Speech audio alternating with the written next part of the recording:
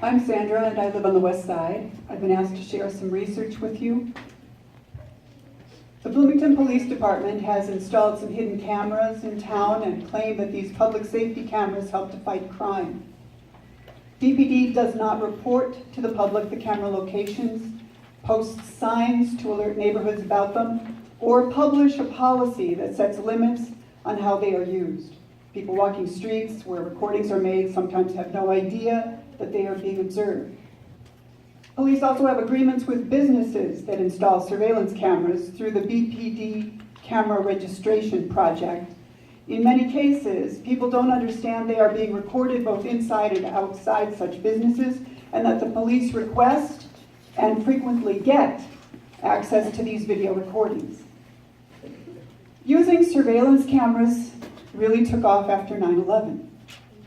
The technology is proliferating and growing more sophisticated every year. Chicago started out with 30 surveillance cameras. They now have thousands, but the city's surveillance policy still remains undefined. We think the policy should come before the cameras. The worst part is, police often focus the cameras at people of color. British and US studies document that pre-existing bias within police departments means the technology is focused on Black and ethnic neighborhoods more often, actually twice as often, as it is used in white neighborhoods. Police argue that the technology deters crime, but studies in multiple countries suggest adding streetlights works better than cameras. Keeping tabs on the poor and on those with less power is as old as the US itself. It's part of how things stay the same.